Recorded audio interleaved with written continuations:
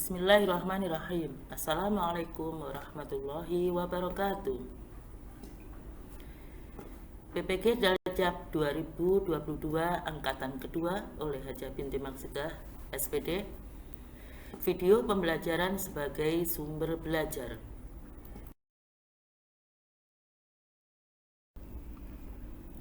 Pengembangan media pembelajaran. Media pembelajaran merupakan unsur yang penting dalam proses pembelajaran. Menurut Yusuf Hadimyarso, media pembelajaran adalah segala sesuatu yang digunakan untuk menyalurkan pesan, serta dapat merangsang pikiran, perasaan, perhatian, dan kemauan si belajar, sehingga dapat mendorong terjadinya proses belajar yang disengaja bertujuan dan terkendali.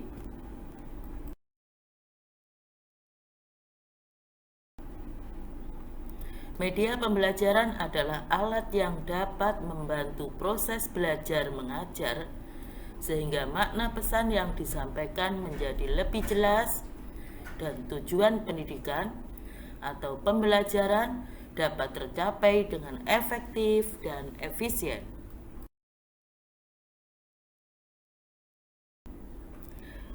Penggunaan media pembelajaran, perhatikan gambar berikut ini.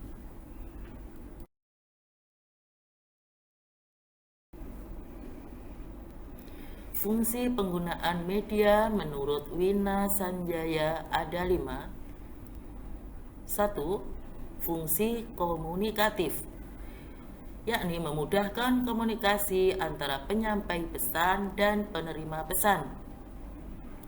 Yang kedua, fungsi motivasi, yakni media dapat memotivasi peserta didik dalam belajar. 3. Fungsi kebermaknaan, yakni bukan hanya meningkatkan penambahan informasi, tetapi dapat meningkatkan kemampuan peserta didik untuk menganalisis dan mencipta. 4. Fungsi penyamaan persepsi, yakni dapat menyamakan persepsi setiap peserta didik sehingga memiliki pandangan yang sama terhadap informasi yang disampaikan. 5. Fungsi individualitas, yakni dalam melayani setiap kebutuhan individu yang memiliki minat dan gaya belajar yang berbeda.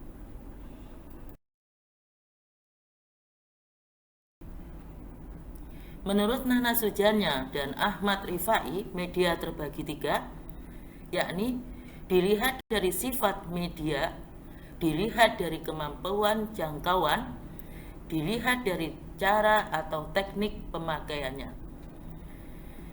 Pertama, dilihat dari sifatnya, media terbagi 3, yakni media auditif, ini yang hanya bisa didengar saja, seperti radio. Yang kedua, media visual, yakni media yang hanya dapat dilihat saja, seperti poster, foto, baliho, dan lain-lain.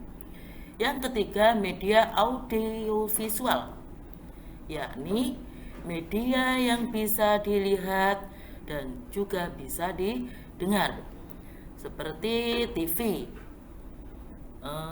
internet, dan lain-lain. Yang kedua, dilihat dari kemampuan jangkauannya.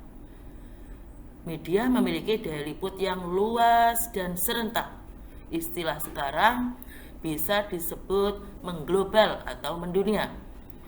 Yang ketiga, dilihat dari cara atau teknik pemakaiannya. Ini terbagi 2. Pertama, yaitu media yang diproyeksikan, seperti film, slide, strip, transparansi, dan sebagainya. Yang kedua, media yang tidak diproyeksikan, seperti gambar, foto, lukisan, radio, dan sebagainya.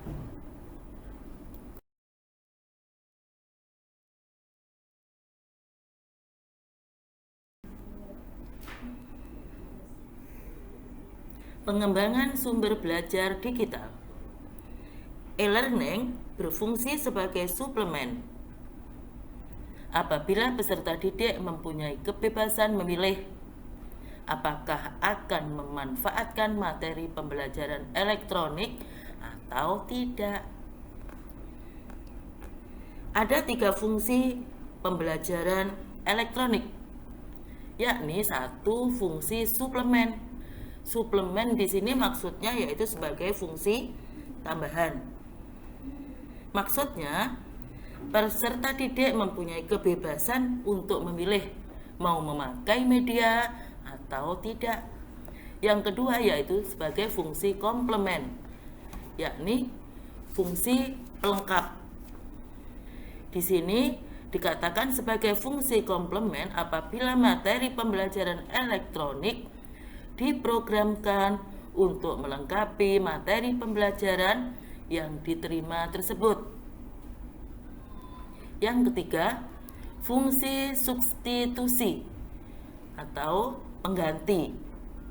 Ini di beberapa perguruan tinggi di negara-negara maju memberikan beberapa alternatif model kegiatan pembelajaran perkuliahan kepada para maha peserta didiknya.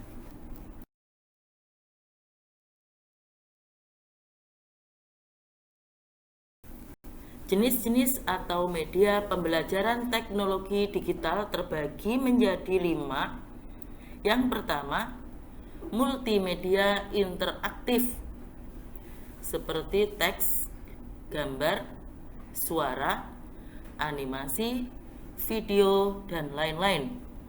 Yang kedua, digital video dan animasi.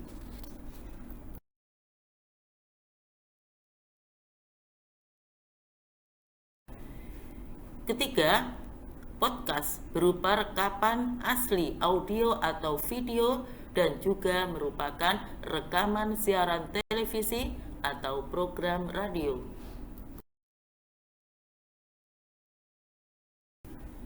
Augmented reality atau biasa disingkat AR merupakan sebuah teknologi yang mampu menggabungkan benda maya 2 dimensi atau 3 dimensi ke dalam sebuah lingkungan yang nyata, kemudian memunculnya atau memproyeksikannya secara real time atau VR. Merupakan sebuah teknologi yang membuat pengguna atau user dapat berinteraksi dengan lingkungan yang ada dalam dunia maya yang disimulasikan oleh komputer.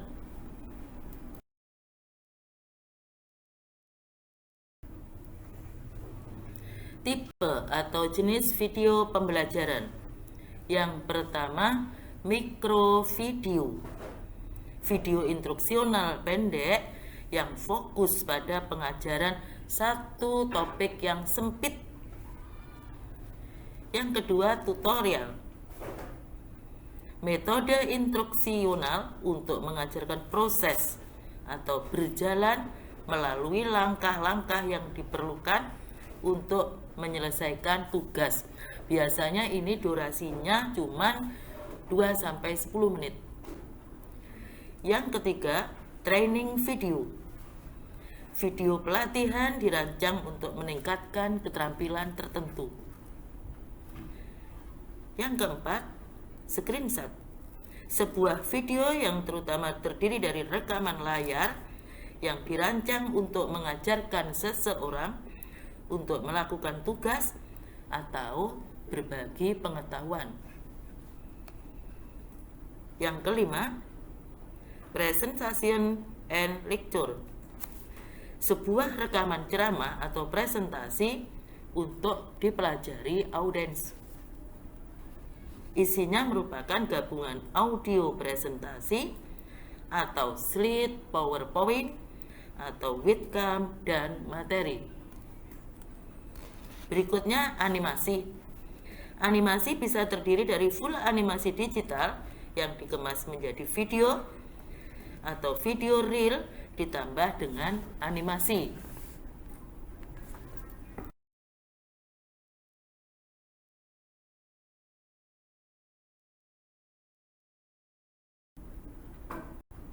Sekian dan terima kasih. Wassalamualaikum warahmatullahi wabarakatuh.